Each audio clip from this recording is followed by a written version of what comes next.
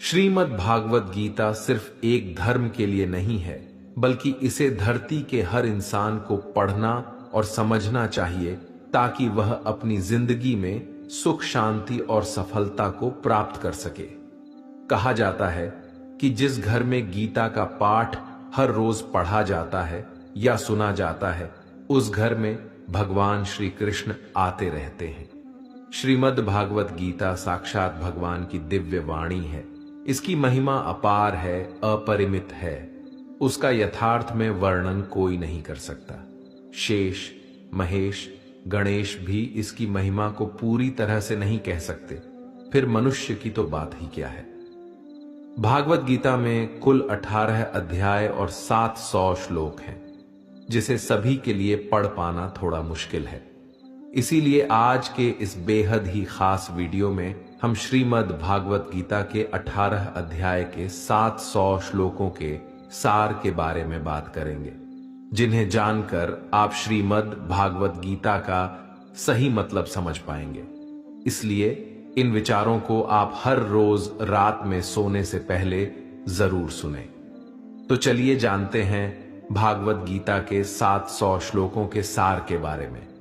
भगवान श्री कृष्ण कहते हैं कि हे अर्जुन, मैं सभी प्राणियों के हृदय में स्थित सबका आत्मा हूं। संपूर्ण प्राणियों का आदि, मध्य और अंत भी मैं ही हूं। मैं सूर्य हूं, मैं वेदों में सामवेद हूं, देवों में इंद्र हूं, इंद्रियों में मन हूं, मैं ब्रह्मा हूं, मैं विष्णु हूं, मैं महेश हूं, जलाशयों में मैं समुद्र हूं, पर्वतों में मैं हिमालय हूं। इस संपूर्ण संसार में तुम जो कुछ भी देख पाते हो, सब मैं ही हूं। कोई आदमी चाहे लाख चीजें जान ले, चाहे वह पूरे जगत को जान ले, लेकिन अगर वह स्वयं को नहीं जानता तो वह अज्ञानी है। अगर कोई आपको ठुकरा दे तो बुरा मत मानना, क्योंकि वे वास्तव में आपकी कीमत नहीं जानते। जो रिश्ता हमें रुला दे उससे गहरा कोई रिश्ता नहीं, और जो रिश्ता हमें रोता हुआ छोड़ दे उससे कमजोर कोई रिश्ता नहीं। हमेशा शांत रहें, इससे आपके जीवन में खुद को बहुत मजबूत पाएंगे, क्योंकि लोहा ठंडा होने पर ही मजबूत होता है, पर गर्म होने पर तो उसे किसी भी आकार में ढाला जा सकता है। किसी विपत्ति के समय आपको ये 7 गुण बचाएंगे: आपका ज्ञान, आपकी विनम्रता, आपकी बुद्धि, आपके भीतर का साहस, आपके अच्छे कर्म, सच बोलने की आदत और ईश्वर में विश्वास। आत्मा हमेशा जानती है कि सही क्या है और गलत क्या है, लेकिन मनुष्य के सामने चुनौती तो मन को समझने की होती है। मुश्किल समय में व्यक्ति अकेला हो जाता है, लेकिन मुश्किलों की वजह से वही व्यक्ति मजबूत हो जाता है।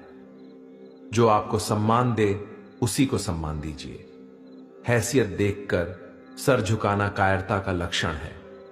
हे अर्जुन, जो न कभी हर्षित होता है, न किसी से द्वेष करता है, न शोक करता है, न कामना करता है, जो शुभ और अशुभ संपूर्ण कर्मों का त्यागी है, वह ज्ञानी मनुष्य मुझको अति प्रिय है। मुझे पाने के 3 तरीके हैं: ध्यान योग, ज्ञान योग और कर्म योग, और इन सब में कर्मयोग सबसे प्रधान है। किसी पर विश्वास करना हो तो उनकी बातों पर नहीं, उनकी हरकतों पर ध्यान दो। गुस्से के वक्त थोड़ा रुक जाने से और गलती के वक्त थोड़ा झुक जाने से जिंदगी और भी आसान हो जाती है। भगवान श्री कृष्ण कहते हैं, जो मनुष्य मुझे जान लेता है वह जन्म मरण के बंधनों से मुक्त हो जाता है। जो मनुष्य भगवत गीता को पढ़कर उस पर अमल करता है, उसके सारे दुष्कर्मों का प्रभाव समाप्त हो जाता है। जो भाग्य में है वह भाग कर आएगा, और जो भाग्य में नहीं है वह आकर भी भाग जाएगा। जैसे हवा के झोंके नाव को भटका देते हैं, वैसे ही मनुष्य की इच्छाएं बुद्धि को भटका देती है। एक समझदार व्यक्ति वही है जो दूसरों को देखकर उनकी विशेषताओं से सीखता है, उनसे तुलना और ईर्ष्या नहीं करता। शस्त्र केवल शरीर को घायल कर देते हैं, किंतु शब्द आत्मा को भी घायल कर देते हैं। जो मनुष्य अपने को परमात्मा से अलग नहीं समझता है और ना ही शरीर से अपना कोई संबंध मानता है, वह सदा के लिए जन्म मरण से मुक्ति पा लेता है। जो व्यक्ति आध्यात्मिक जागरूकता के शिखर तक पहुंच चुके हैं, उनका मार्ग है निस्वार्थ कर्म, और जो भगवान के साथ संयोजित हो चुके हैं, उनका मार्ग स्थिरता और शांति है। मानव कल्याण ही भगवत गीता का प्रमुख उद्देश्य है। इसलिए मनुष्य को अपने कर्तव्यों का पालन करते समय मानव कल्याण को प्राथमिकता देना चाहिए। श्री कृष्ण कहते हैं, जो तुम्हारा साथ देता है तुम उसका साथ दो, जो तुम्हें धोखा देता है तुम उसे त्याग दो। जिस जगह आपका सम्मान नहीं हो वहां पर कभी जाना नहीं चाहिए, वरना लोग आपको कमजोर और बेवकूफ समझेंगे।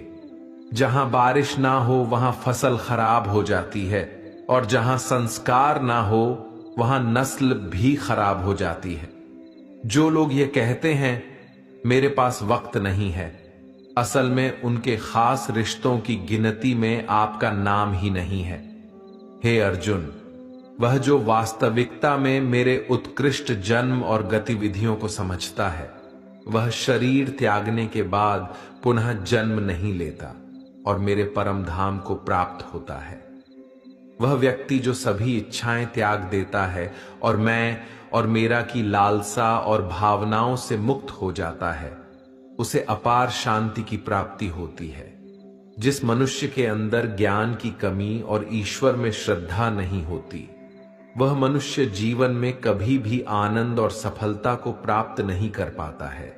ईश्वर ने हमें जो कुछ भी दिया है वही हमारे लिए पर्याप्त है, और यही एक अटल सत्य भी है। संयम, सदाचार, स्नेह एवं सेवा, ये गुण सत्संग के बिना नहीं आते हैं। ईश्वर से किए गए प्रार्थना से इंसान की परिस्थिति या तकदीर बदले या ना बदले, पर उस प्रार्थना से इंसान के चरित्र में जरूर बदलाव आता है। बात इतनी मधुर रखो कि कभी वापस भी लेनी पड़े तो आपको कड़वी ना लगे। खुद में थोड़ा स्वाभिमान होना जरूरी है, वरना लोग आपको वहां भी दबाने की कोशिश करेंगे जहां आपका अधिकार है। कोई एक महापुरुष ही आत्मा को आश्चर्य की भांति देखता है, वैसा ही दूसरा कोई महापुरुष ही इसके तत्व का आश्चर्य की भांति वर्णन करता है, तथा दूसरा कोई अधिकारी पुरुष ही इसे आश्चर्य की भांति सुनता है, और कोई तो सुनकर भी इसको नहीं जानता है। श्री भगवान कहते हैं, दुख सुख को समान समझने वाले जिस धीर पुरुष को यह इंद्रिय और विषयों के सहयोग व्याकुल नहीं करते, वह मोक्ष के योग्य होता है। जब तक तुम अपने आप से नहीं हार जाओ, तब तक दुनिया की कोई ताकत तुम्हें हरा नहीं सकती। कमजोर तुम नहीं, तुम्हारा वक्त है, और वक्त सबका बदलता है। तुम बस अपना कर्म करते जाओ। जिसने कभी संकट नहीं देखा, उसे अपनी ताकत का कभी एहसास नहीं होगा। जो दूसरों की तकलीफों को समझते हैं, जिनमें दया है, जो दिल से अच्छे हैं, उन्हें दोबारा जन्म नहीं लेना पड़ता। किसी को कुछ देकर घमंड मत कर, क्या पता तू दे रहा है या पिछले जन्म का कर्ज चुका रहा है। घमंडी मनुष्य का वंश, वैभव और प्रतिष्ठा तीनों ही चले जाते हैं। विश्वास ना हो तो रावण, कौरव और कंस को देख लो। चुप रहने से बड़ा कोई जवाब नहीं, और माफ कर देने से बड़ी कोई सजा नहीं। जिस मनुष्य के पास सब्र की ताकत है, उस मनुष्य की ताकत का कोई मुकाबला नहीं कर सकता। हमारी व्यर्थ की चिंता और मन का भय एक ऐसा रोग होता है जिससे हमारी आत्मीय शक्ति बिखर जाती है। मनुष्य को जीवन की चुनौतियों से भागना नहीं चाहिए, और ना ही भाग्य और ईश्वर की इच्छा जैसे बहानों का प्रयोग करना चाहिए। यज्ञ से बचे हुए अन्न को खाने वाले श्रेष्ठ पुरुष सब पापों से मुक्त हो जाते हैं, और जो पापी लोग अपना शरीर पोषण करने के लिए ही अन्न पकाते हैं, वे तो पाप को ही खाते हैं। अर्थात जो लोग ईश्वर को याद